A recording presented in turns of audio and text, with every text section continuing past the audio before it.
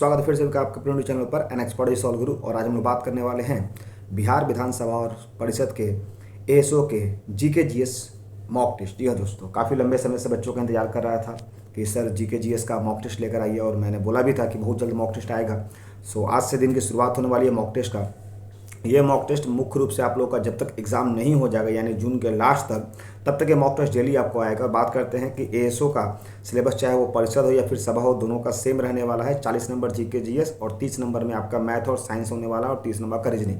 तो science portion में इसी में कवर कर लूँगा। कुल मिलाकर 55 क्वेश्चन आपको यहाँ से देखने को मिलेंगे। ये क्वेश्चन जो है वो मॉक टेस्ट में मैंने उन क्वेश्चन को रखा है जो अभी तक के एएसओ के मॉक टेस्ट में पूछे गए हैं। साथ ही साथ मेंस लेवल के जितने भी प्रीवियस एग्जाम हमारे बिहार में हुए हैं उस सभी के जीएस का और जीके का मैंने क्वेश्चन संग्रह कर लिया है। क्वेश्चन थोड़ा टाइप करने में काफ़ी लेट हो रहा था, इस कारण से मैंने 2-3 दिन का डिले किया, और थोड़ा कुछ पर्सनल वर्क भी था, इस कारण से मैं मॉक टेस्ट लेकर नहीं आया। लेकिन आज से डेली मॉक टेस्ट चलेगा। बस यही रहेगा आप लोग से उम्मीद कि आप इसे जम करके अपने ग्रुप में शेयर कीजिएगा। साथ ही साथ अपने जो भी आपका व्हाट्सअप ग्रुप है और आपका टेलीग्राम ग्रुप है उस ग्रुप में से जरूर कुछ शेयर कीजिएगा, ताकि वैसे बच्चे जो आज के डेट में कहीं ना कहीं पैसे के अभाव के कारण अपने मंजिल से पिछड़ जाते हैं, सफलता से पीछे हट जाते हैं, उनके लिए ये एक सुनहरा मौका है कि फ्री यूट्यूब बैच से वो अपनी सफलता को सुनिश्चित कर सकें। क्योंकि यहाँ पर आपको जो भी चीज़ें बोली जाती हैं वो आपको देखने को मिलता है, चाहे वो आपको एग्जाम के रिगार्डिंग हो या फिर आपके एग्जाम के एनालिसिस के रिगार्डिंग हो, रिजल्ट के रिगार्डिंग हो, और जो भी आपका प्रीवियस क्वेश्चन यहाँ करवाया जाता है वो आपको देखने को मिलता है। इसलिए दबा करके आपका जो भी टेलीग्राम चैनल, जो भी व्हाट्सएप ग्रुप है, जो भी आपके बच्चे आपका ग्रुप है, उसमें जरूर से शेयर कीजिएगा। क्योंकि जाहिर सी बात है आपकी एक शेयरिंग जो होती है वो बहुत लोगों की ज़िंदगी में बदलाव लेकर आ सकती है। ठीक है, चलिए तो बिना वीडियो को लेट किए हुए शुरू करते हैं आज का पहला क्वेश्चन। क्वेश्चन का जो लेवल है वो सारा A to Z बढ़िया लेवल रहने वाला है सभी जीएस का। जो बच्चे नए और पुराने सभी को समझ में आ जाएगा देखकर। पहला क्वेश्चन है, किस मंदिर में शिखर का सबसे पहले उदाहरण मिलता है? यानी इससे पहले मंदिरों में कभी भी शिखर की जो है वो शेप नहीं दिया गया था, तो शिखर का शेप सबसे पहले किस मंदिर में देखने को मिला था? तो देवगढ़ में एक मंदिर है जिसका नाम है दशावतार मंदिर। ठीक है, तो क्वेश्चन समझ में आ गया होगा किस लेवल का है। काफ़ी अच्छे क्वेश्चन मैं लेकर आया हूँ। नेक्स्ट बात करते हैं क्वेश्चन नंबर 2। बौद्ध धर्म की किस संगति में बौद्ध धर्म 2 भाग में बटा था? जैसा कि पता है बौद्ध धर्म हीनयान और महायान में विभाजित हुआ था, तो कौन सी? तो बौद्ध धर्म की वो चौथी संगति थी जिसमें कि अश्वघोष के कार्यकाल में हुआ था, और कनिष्क उस समय वहाँ के राजा थे। ठीक है, नेक्स्ट बात करते हैं, पाल वंश के किस शासक ने प्रसिद्ध विक्रमशिला विश्वविद्यालय की स्थापना किया था? तो विक्रमशिला विश्वविद्यालय को धर्मपाल ने बनवाया था। गुप्त वंश का कौन सा शासक देवराज या फिर देवगुप्त के नाम से जाना जाता था? तो चंद्रगुप्त द्वितीय को देवराज या फिर देवगुप्त के नाम से जाना जाता था। नेक्स्ट बात करते हैं क्वेश्चन नंबर लोधी। अच्छा हाँ, एक और बताना था, इसमें टोटल आपको 100 क्वेश्चन देखने को मिलेंगे। यानी जब से आपका एग्जाम नहीं हो जाएगा डेली आपको 100 क्वेश्चन मिलेगा, तो मान के चलिए कि महीना में आपको 3000 क्वेश्चन, और 3 महीना में आपको मतलब मोटामोटी 9000 क्वेश्चन देखने को मिलेंगे, जो कि सारे A1 लेवल के रहेंगे। ठीक है, चलिए नेक्स्ट क्वेश्चन बात करते हैं, लोधी वंश के किस शासक ने भूमि के लिए एक प्रमाणिक पैमाना गजे सिकंदरी नाम से ही बता दिया है प्रचलन करवाया था? तो सिकंदर के बाद सिकंदर शाह लोधी। सिकंदर ने ही आगरा शहर की स्थापना भी करवाई थी, ये भी याद रखिएगा।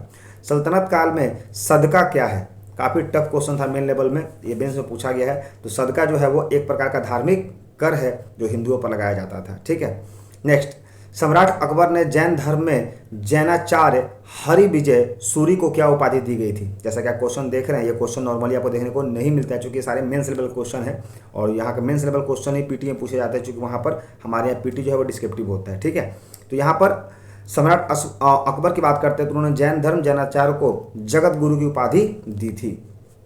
नेक्स्ट, उस्ताद मंसूर तथा अबुल हसन किस मुगल शासक के श्रेष्ठ कलाकारी या कलाकारी में से एक थे? तो जहांगीर के कार्यकाल में उस्ताद मंसूर और अबुल हसन को रखा गया था। ठीक है, आप लोग कमेंट में जरूर बताइएगा कि आपको ये लेवल ऑफ क्वेश्चन कैसा लगा, क्वेश्चन का जो लेवल है वो बेहतरीन है कि नहीं। ठीक है, साथ ही साथ वीडियो को देखने के बाद इस वीडियो को जरूर से लाइक कीजिएगा और दोस्तों को शेयर जरूर कीजिएगा। ठीक, अब आते हैं नेक्स्ट क्वेश्चन। होलकर ने अंग्रेजों से मंदसौर की संधि कब की थी? मंदसौर की संधि बहुत लोगों को पता भी नहीं होगा, सन 1818 में किया था होलकर वंश ने। ठीक है, पेरिप्लस ऑफ द एरिथियन सी में अरिकमेडु बंदरगाह के किस नाम से संबोधित किया गया था? तो उस समय उस बंदरगाह को कहा जाता था पेडोक। नेक्स्ट, अलाउद्दीन द्वारा निर्मित अलाई दरवाजा किस मस्जिद का प्रवेश द्वार है? तो याद रखिएगा, जो अलाई दरवाजा है वो कुवैतुल इस्लाम मस्जिद का कह सकते हैं प्रवेश द्वार है, और भारत की सबसे पहली मस्जिद का नाम भी यही है, कुवैतुल इस्लाम मस्जिद। यानी भारत में मुसलमानों के द्वारा जो सबसे पहली मस्जिद बनाई गई थी उस मस्जिद का नाम क्या था, कुवैतुल इस्लाम। और उसी मस्जिद का आगे एक प्रवेश द्वार बनवाया गया था अलाउद्दीन खिलजी के द्वारा, जिसका नाम था अलाई दरवाज़ा। ठीक, नेक्स्ट बात करते हैं क्वेश्चन नंबर नेक्स्ट। अकबर के अल्प यानी अकबर जब कम समय में था तो होने के कारण 1556 से 60 तक मुगल साम्राज्य के शासन की जिम्मेदारी किसके हाथ में थी। यानी कह सकते हैं सिंपल कि अकबर का जो संरक्षक था वो कौन था, तो बैराम खां था 56 से लेकर 60। अंतिम मुगल शासक कौन था, तो बहादुर शाह जफर द्वितीय, जिसको अंग्रेजों ने रंगून में कैद कर रखा था जहाँ उसकी मृत्यु हो गई थी। बहमनी राज्य या फिर साम्राज्य कह सकते हैं, बहमनी साम्राज्य के विघटन के उपरांत दक्षिण में कितने मुसलमानों राज्यों का उदय हुआ, तो जाहिर सी बात है जब बहमनी साम्राज्य डूब गया तो वहाँ पर 5 मुसलमान राज्यों का आपका उदय हुआ। मध्यकाल में विवाह कर किस राज्य में लिया जाता था तथा उसे विवाह को इस कर से मुक्त रखा गया था। यानी जो मध्यकाल की बात करते हैं तो वहाँ पर शादी का भी एक टैक्स लगता था, तो वो किस काल में लिया जाता था, तो वो विजयनगर साम्राज्य में लिया जाता था। और किसको इससे फ्री रखा जाता था, तो जिसको आप विधवा होता था, जो विधवा हो जाती थी तो विधवा से पुनः विवाह पर इसे मुफ्त रखा जाता था। यानी अगर कोई विधवा से दोबारा शादी करेगा तो उसको टैक्स नहीं देना पड़ेगा, लेकिन अगर कोई फर्स्ट टाइम शादी कर रहा है तो उसको विवाह कर देना होगा। और ये विजयनगर साम्राज्य की मुख्य रूप से कर की व्यवस्था थी, और इसकी स्थापना किया था हरिहर और बुक्का ने। इतने डेप्थ में आप लोगों ने शादी कहीं पढ़ा होगा, लेकिन अगर हिस्ट्री पढ़ाएंगे तो मैं आपको डेप्थ में सारा पढ़ाऊंगा किस तरह से क्या क्या कर लगाया गया था। ठीक है, आमतौर पर लुसोन वगैरह किताब या फिर महेश अग्रवाल में भी ऐसे ही पॉइंट्स आपको नहीं मिलते हैं। नेक्स्ट बात करते हैं प्राचीन भारत। क्वेश्चन का लेवल नो डाउट काफ़ी एवन है, जहाँ तक मुझे लगता है। आप जरूर बताइएगा कि आप लोगों ने शायद ये क्वेश्चन शायद ही कहीं देखा होगा किसी मॉक टेस्ट में, क्योंकि जाहिर सी बात है कि एग्जामिनर जब मेंस में ऐसा क्वेश्चन देता है तभी कुछ बच्चों का सिलेक्शन हो पाता है, और बाकी मैक्सिमम बच्चे 95% बच्चों का जो है वो डिस्क्वालीफाई हो जाता है, क्योंकि वो इस लेवल तक तैयारी नहीं करते हैं। और यहाँ पर आपको उस लेवल तक तैयारी बिल्कुल फ्री ऑफ कॉस्ट मिल रहा है। बस आपको यही करना है कि आपको डेली देखना है और डेली इस वीडियो को अपने ग्रुप में शेयर करना है, ताकि आपके बच्चों या फिर आपके दोस्त लोग का भी जो लेवल है वो आपके बराबर खड़ा हो जाए। ठीक है, नेक्स्ट बात करते हैं प्राचीन भारतीय चिकित्सक जिसका नाम चरक था वो किसके दरबार में थे, तो चरक जो थे वो कनिष्क के दरबार में थे, और कनिष्क में ही अशोक घोष भी थे जो कि चौथी बौद्ध संहिता में मुख्य रूप से अध्यक्ष थे। अकबर के शासनकाल में पुनर्गठित केंद्रीय प्रशासन तंत्र के अंतर्गत मीर बख्शी किस विभाग की देखभाल करते थे, तो मीर बख्शी जो थे वो सैन्य विभाग के प्रमुख थे। त्रिवानपल्ली के घर में क्लाइव ने किसकी रक्षा की थी, तो मोहम्मद अली की रक्षा की थी रॉबर्ट क्लाइव ने, और रॉबर्ट क्लाइव ही था जिसने सबसे पहले अंग्रेजों को भारत में सफलता दिलवाई थी बैटल ऑफ प्लासी में। ठीक है, नेक्स्ट बात करते हैं ऋग्वेद में हिरण्यम की उपाधि किसे दी गई थी, तो इंद्र को बोला जाता था हिरण्यम। यम द्वारा नचिकेत और उसके 3 वर प्राप्त करने की कहानी किसमें वर्णित है, तो वो है कठोर उपनिषद। याद रखिएगा, वेरी वेरी इंपॉर्टेंट क्वेश्चन, कठोर उपनिषद में इसकी जिक्र किया गया है। कौटिल्य कहाँ का ब्राह्मण था, तो तक्षशिला में वो मुख्य रूप से टीचर था, और यही कौटिल्य ने चंद्रगुप्त मौर्य को मौर्य वंश की स्थापना करने के लिए प्रेरित किया था, और इसने ही अर्थशास्त्र किताब भी लिखी थी। कौमुदी महोत्सव जो कि अक्सर सुर्खियों में रहता है नामक पुस्तक किसकी शासक की सफलता के ऊपर कहता है, तो चंद्रगुप्त ने कौमुदी महोत्सव के बारे में जिक्र इसका किया गया था।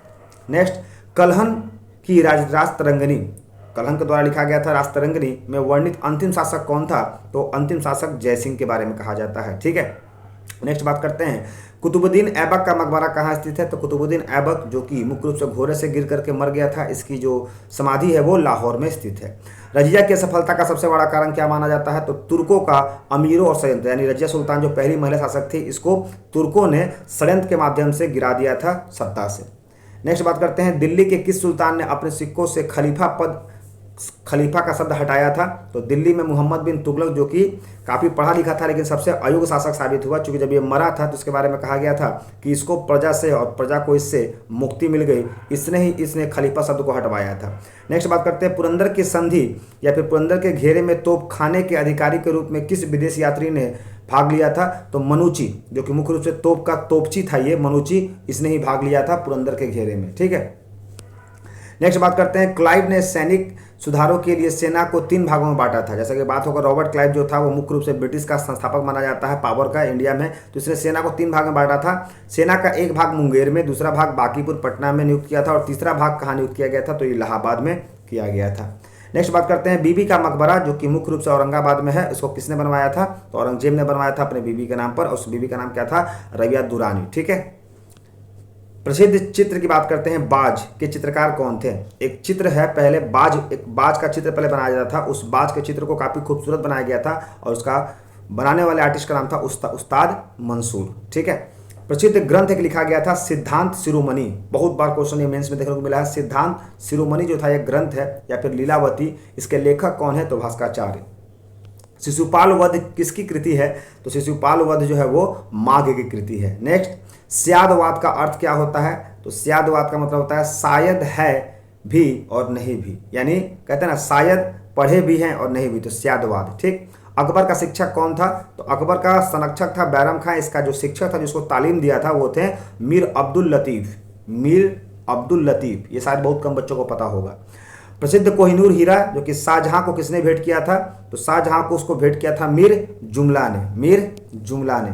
नेक्स्ट, शाहजहां ने महाकविराय की पदवी किसको दी थी? तो इसने पंडित जगन्नाथ को महाकविराय की उपाधि दी गई थी पंडित जगन्नाथ को। किसके द्वारा? शाहजहां को। और शाहजहां को कोहिनूर हीरा किसने दिया था? मीर जुमला ने। ठीक है।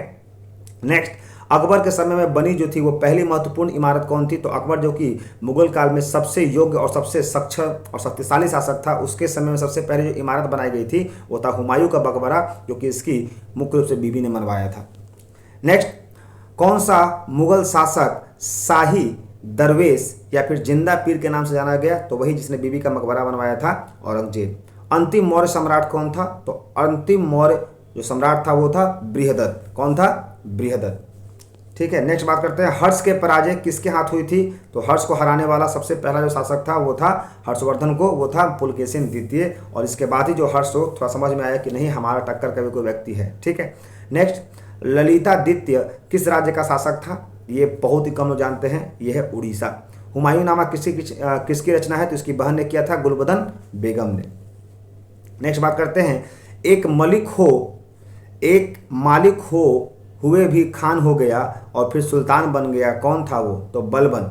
बलबन यानी एक मालिक होते हुए खान हो गया और फिर सुल्तान बन गया। तो बलबन जो था वो मुख्य रूप से आप देखे होंगे कि इसने अपनी बेटी का विवाह जो है वो शासक किया था, और उसके मरने के बाद ये ससुर होकर के पूरी सत्ता में आ गया था। और बलबन ने ही सिजदा और पैबोस जैसे चीज़ें लागू किया था। और इसने ही कहा था कि अल्लाह जो है वो ईश्वर का एक रूप है, जो इनकी सही बातों को आपको मानना होगा। ठीक। नेक्स्ट बात करते हैं क्वेश्चन नंबर नेक्स्ट, आजीवक संप्रदाय के संस्थापक कौन थे? तो ये मोखलीपुत्र गोसाल जो थे वो मुख्य रूप से आजीवक संप्रदाय हैं। अंग्रेजों के शासनकाल में भारत के आर्थिक दोहन का सिद्धांत प्रतिपादन किसने किया था? तो किसने कहा था कि अंग्रेज हमारे देश में व्यापार करके फायदा केवल खुद को पहुंचा रहे हैं? तो वो थे grand old man of India, दादा भाई नरोजी के नाम से। ठीक है। और इन्होंने किताब लिखी थी British and poverty and British rule in India. Next, Rowlatt act Bharat में कब लागू हुआ था? सभी को पता है 1919 में। और इसी एक्ट के कारण जलियांवाला बाग भी हुआ था, जिसके बाद गांधी जी ने असहयोग आंदोलन भी किया था। विक्रम संवत कब से प्रारंभ हुआ था? तो 58 पूर्व जो है BC वो इसमें शुरू किया गया था। बनवाली एक प्राचीन स्थल है, कहाँ पर? तो बनवाली जो है वो मुख्य रूप से कहाँ पड़ता है? तो ये पड़ता है, आंसर में आपको दिखेगा, हरियाणा में। ठीक है। और नेक्स्ट बात करते हैं, सिंधु सभ्यता में खोपड़ी का शल्य चिकित्सा का सुनिश्चित साक्ष्य कहाँ से मिलता है? तो सिंधु घाटी की जब खुदाई हो रही थी, जो कि मुख्य रूप से आप कह सकते हैं जिसमें खोपड़ी का जो जिक्र होता है, ये मेन से पूछा गया था, ये कालीबंगा में मिलता है। और कालीबंगा कहाँ पड़ता है? आप जरूर बताइएगा, ऑप्शन में देते हैं गुजरात। नेक्स्ट बात करते हैं, ऋग्वेद में ऐसी कन्याओं में उदाहरण भी मिलते हैं जो दीर्घकाल अथवा आजीवन अविवाहित रहती थी, ऐसी कन्याओं को क्या कहते थे? यानी ऋग्वेद में कुछ ऐसी महिला थी जो कभी विवाह करती ही नहीं थी, उन महिलाओं को हम लोग क्या कहते थे? तो उसको हम लोग कहते थे अमाजू। क्या बोलते थे? अमाजू, यानी अम्माजू।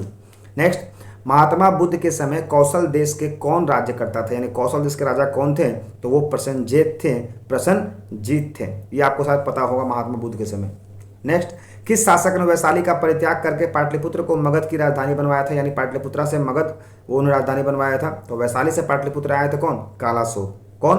कालाशोक। और काला के शोक के समय में ही जो था वो मुख्य रूप से द्वितीय बौद्ध संगति हुई थी। ठीक है। नेक्स्ट बात करते हैं, अशोक के किस शिलालेख में कलिंग युद्ध का निर्णय होता है? तो कलिंग जो युद्ध हुआ था वो 261 BC में हुआ था, जो कि मुख्य रूप से किस नदी पर हुआ था?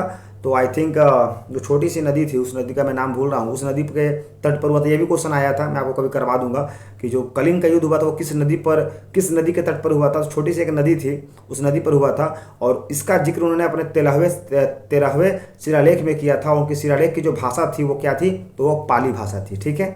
नेक्स्ट, पुष्यमित्र शुंग ने किस शासक की हत्या पाटलिपुत्र की गद्दी प्राप्त करने के लिए की थी? तो मौर्य वंश का अंतिम शासक को पुष्यमित्र शुंग ने मारा था, जिसके बाद शुंग वंश की स्थापना हो गई थी। और शुंग वंश एक ब्राह्मण वंश था, उन्होंने बृहदत्त की हत्या की थी। ठीक है, आपको वीडियो कैसा लगा कमेंट में जरूर बताइएगा, क्योंकि आपका एक कमेंट जो है मुझे मोटिवेट करता है आप लोगों के लिए बिल्कुल फ्री ऑफ कॉस्ट चीज़ों को लाने के लिए। ऐसा नहीं कि सिंपली देख ली और देख करके छोड़ दिए। इससे क्या होगा कि फ़ायदा मुझे तो कुछ होने से रहा, नुकसान आपका कन्फर्म होगा, क्योंकि जाहिर सी बात है जहाँ से आप ज्ञान लेते हैं, जहाँ से आप ध्यान लेते हैं, जहाँ से कुछ आप फ़ायदा लेते हैं, तो उस व्यक्ति को ये बताना जरूरी होता है कि आपके एक प्रयास से मुझे फ़ायदा हो रहा है और आप इसी प्रयास को लगातार करते रहिए। ऐसा नहीं कि सिंपली देख लिया और देख कर छोड़ दिए। ठीक, तो वीडियो को पूरा शुरू से लास्ट देखिएगा। नेक्स्ट, 40 गुलामों के दल का विनाश किस सुल्तान ने किया था?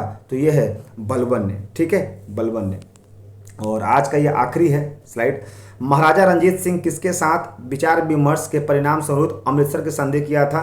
तो रंजीत सिंह ने मुख्य रूप से चार्ल्स मेटकॉफ के बाद ही जो था वो अमृतसर की संधि किया था।